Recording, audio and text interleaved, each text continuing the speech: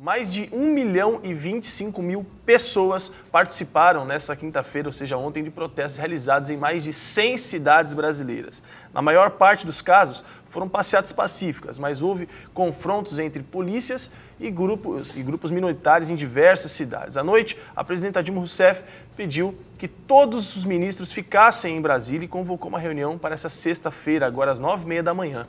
E além de dezenas de feridos, a mobilização nacional registrou uma morte. E isso foi em Ribeirão Preto. Um jovem foi atropelado por um carro que avançou sobre a multidão, sobre os manifestantes. Inclusive, foi um rapaz que ficou completamente nervoso com a manifestação e invadiu e acertou 12 pessoas, inclusive uma delas morreu. O protesto, que começou com um reajuste de 20 centavos, cresceu e ganhou inclusive outras bandeiras, como o fim da corrupção e da violência da violência policial, melhorias no transporte, na saúde e na educação, os gastos excessivos com a Copa do Mundo. Inclusive, o ato desta quinta-feira foi mantido como comemoração da conquista, mas sem liderança definida nas grandes cidades, e os protestos tomaram inclusive rumos diferentes, se separaram em tentativas de diálogo com as autoridades, inclusive fracassaram em alguns lugares. A gente tem alguns destaques para falar, inclusive sobre esse tema. Um dos os recordes aí da nação, 1.025.000 pessoas espalhadas por 100 cidades brasileiras, praticamente todos os estados mobilizados, claro. O número maior no Rio de Janeiro, São Paulo, Porto Alegre, Brasília, Recife, que ontem colocou muita gente na rua também. E a gente está vendo um país completamente unido num propósito: abaixo a corrupção. Quem diz que essa manifestação não tem uma ideologia formada, está mentindo, porque tem sim. A corrupção precisa acabar no nosso país. Essa é a ideologia, e aí começa outras vertentes, como a PEC 37, que é essa impunidade que tanto alguns partidaristas e alguns partidários querem também. Agora, uma nota triste, que eu achei muito triste, e quero dizer aqui o que eu penso, sobre o pessoal do Movimento do Passe Livre, que ontem publicou uma nota dizendo que o movimento é apartidário, mas não é contra nenhum partido, abrindo precedente para alguns partidos, inclusive, entrarem no meio da manifestação. Eu acho que isso traz um perigo de violência muito grande, porque a população não está afim de colocar partido no meio da manifestação. O Thiago esteve na rua também, inclusive pode fazer isso com a gente. Então eu acho que foi um erro aí ter publicado uma nota dessa. Não é contra partido. É óbvio que a gente não é contra os partidos, mas também não seria legal você ver bandeiras de partidos no meio da manifestação, porque realmente algumas ideologias se diferem, inclusive de manifestantes que são apartidários e manifestantes que são de partido X ou partido Y. Partidos concorrentes também. Exato. Então eu acho que é uma coisa que não tem nada a ver com partido. Inclusive, eu acho que os partidos que estão mobilizando pessoas para ir para a rua perdeu completamente o foco, porque o foco é o Brasil, é a nação, e então eu acho que isso também trouxe um pouco de violência no meio da manifestação, né, Thiago? Eu acho assim que o povo, acho que essa luta, tudo acontecendo, essa mobilização, ela foi levantada pelo povo, pela sociedade, pelas pessoas que estão cansadas mesmo, entendeu? Essa PEC, por exemplo, é um absurdo para a nossa vida. Eu falei, gente, como é que pode? Porque se existisse, essa PEC estivesse acontecendo hoje, estivesse funcionando e tal, não ia ter, por exemplo, eles acusando lá o mensalão, não ia ter o julgamento, então era uma coisa bem absurda. Eu acredito que está envolvido hoje os partidários, vai começar a ter uma guerra entre também a população, porque a sociedade vai se levantar contra os partidários, contra os partidos que estão se levantando. Aí, em vez de a gente poder juntar todo mundo, juntar as forças da sociedade para ir contra as ações que estão sendo levantadas da liderança, aí vai ter aquela guerra entre os políticos, entre a população e entre os partidos que estão se levantando. Então, é algo que a gente não tem que evitar mesmo de acontecer. E a população vai perder forças, né? Vai perder força com isso. Ao invés de ganhar.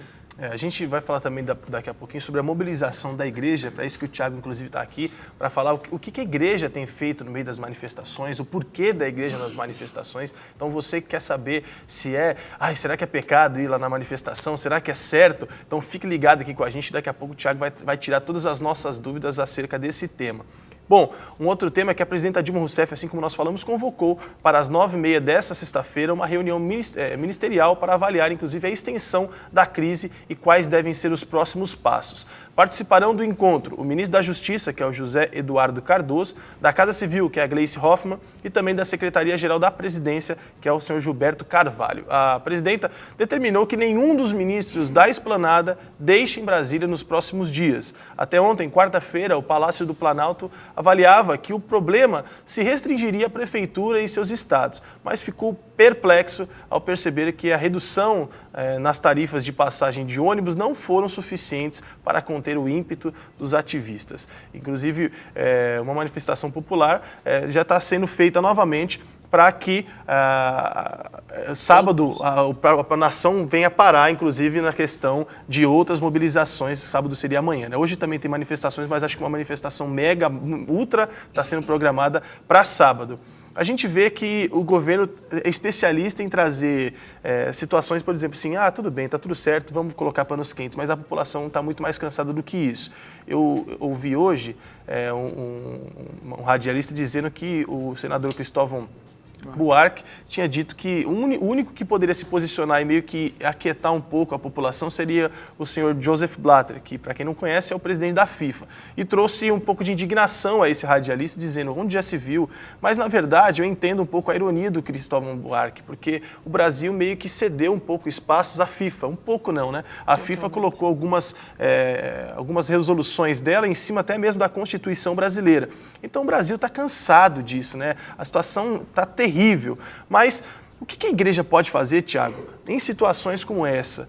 Qual que é o papel da igreja em uma população que está regida por um ideal, que é um Brasil melhor, mas que tem acontecido violências por todas as manifestações, acontece um foco de violência no final dessa manifestação? O que a igreja pode fazer e qual que é o papel da igreja nesse tempo?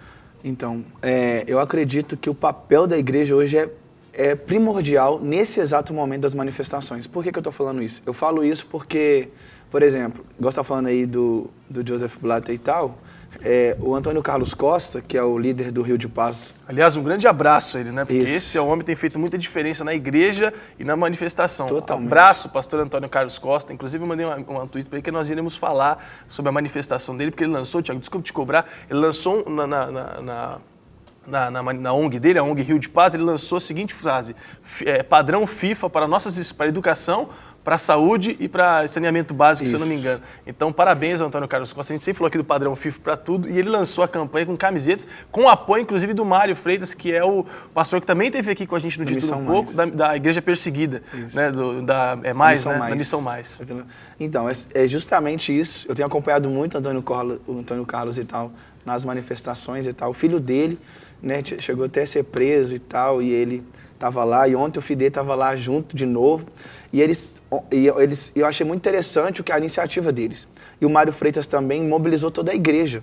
Saiu o ônibus da porta da igreja, todo mundo com a camisa mesmo, com a escola padrão FIFA e tal. Então, assim, essa ideia do Antônio Carlos Costa, eu acho que reflete, assim, ele já está na frente desse trabalho há alguns anos já e tal, e olhando para a vida dele, eu falo, gente, a gente tinha que pegar isso. Ele, que é esse cara que tem se levantado já há alguns anos, a igreja tinha que olhar para essas lideranças e a gente falar, velho, estamos juntos nessa causa.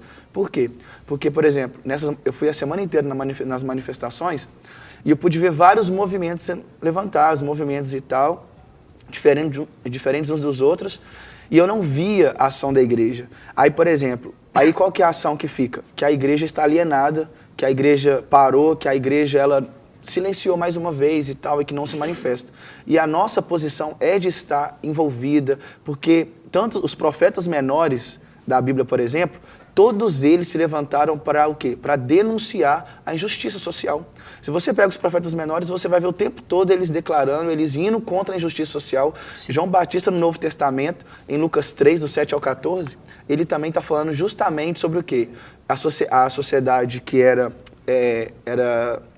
como é que fala? Eles buscavam mais a si próprio do que os outros. Ele falou das polícias da época que maltratavam as pessoas. Ele falou da corrupção, falou de tanta coisa errada. Então, João Batista foi levantado também contra a injustiça social. Então, eu acredito que o papel da igreja é literalmente a gente poder estar envolvido nessas causas, sabe? E a gente, assim, vai ter até uma manifestação dentro da igreja, né, no domingo, no culto Cristo Vivo. O pastor Lucinho está mobilizando a galera toda para a gente poder estar lá, sabe, para explicar, para poder falar um pouco mais sobre isso. No sábado à noite, todo mundo vai estar vestido de branco, entendeu? No culto. E 9 horas... sábado é a partir de que horas? O pastor Vinícius esteve aqui ontem falando sobre isso, inclusive, 19h30, né? Isso. Aí às 9 da noite vai parar para todo a gente poder orar, fazer um ato profético mesmo, às 9 da noite no sábado e no domingo também, todo mundo vestido de branco. Muito bom, inclusive essa manifestação que se estendeu por praticamente todas as igrejas aqui de Belo Horizonte estão aderindo a esse convite, né? Isso, até quero pedir você para contar algum testemunho, se você testemunhou algo que aconteceu ali no meio das manifestações, as pessoas